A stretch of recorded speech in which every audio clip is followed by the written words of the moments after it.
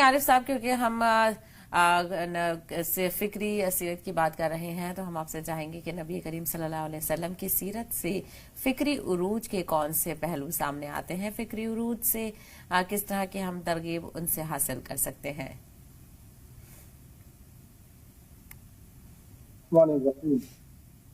آج کا جو ٹاپک ہے دینی علم کے ذریعے فکری عروج، تو قرآن و حدیث کی روشنی میں قرآن اور احادیث ہمیں بار بار جو ہے اس بات پر غور و فکر کرنے کی دعوت فکر دے رہی ہیں۔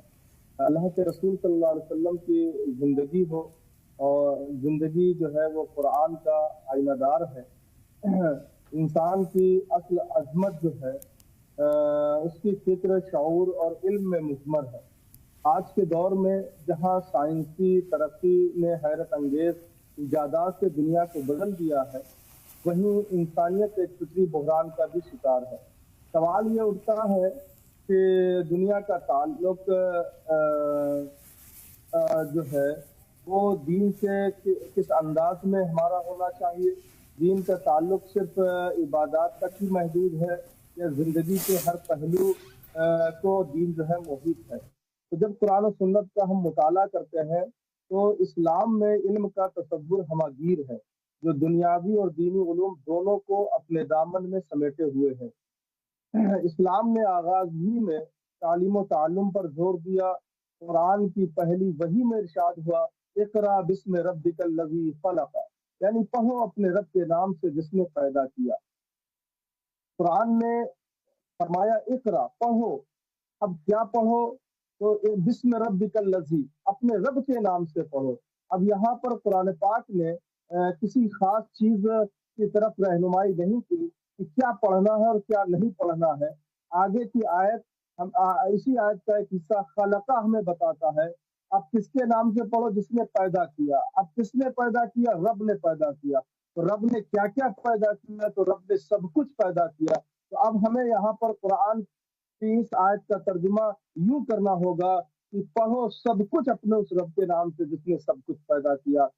اور حضرت آدم علیہ نبی علیہ السلام کی فضیلت کو جب قرآن نے بیان کیا تو وہ علم آدم الاسماء کلہا، اور اللہ تعالیٰ نے آدم علیہ السلام کو تمام اسما سکھائے، تمام چیزوں کا علم عطا کیا کر دیا۔ یہ تمام چیزوں کا علم جو ہے یہ جو ہے ہمیں بتاتا ہے کہ قرآن جو ہے صرف اور صرف عبادات میں ہمیں محدود نہیں رکھتا، بلکہ ہمیں تدبر کرنے، غور و فکر کرنے کی طرف ہمیں دعوت فکر بھی دیتا ہے۔ قرآن بار بار کہتا ہے افلا یتدبرون القرآن، کیا یہ قرآن میں تدبر نہیں کرتے، قرآن میں غور و فکر نہیں کرتے؟ اور اہل ایمان کی شان یہ بیان کی وَتَفَكَّرُونَ فِي خَلْقِ السَّمَاوَاتِ وَالْأَرْضِ۔ اب یہ آیات ظاہر کرتی ہیں کہ تفکر و تدبر محض مذہبی عبادت نہیں، بلکہ سائنسی، فلسفیانہ اور تخلیقی سوچ کا بنیادی محرک بھی ہے۔ اور آقا علیہ الصلوۃ والسلام کی زندگی کو اگر ہم دیکھتے ہیں تو سرکار مدینہ صلی اللہ تعالی علیہ وسلم کی جو زندگی ہے وہ مکمل زندگی جو ہے انسانیت کو دعوت فکر دے رہی ہے۔ ایک مرتبہ صحابہ اکرام جو ہے مسجد نبوی میں تھے اور وہ غور و فکر میں لگے ہوئے تھے، اور کس کی غور و فکر میں؟ خالق کے غور و فکر میں۔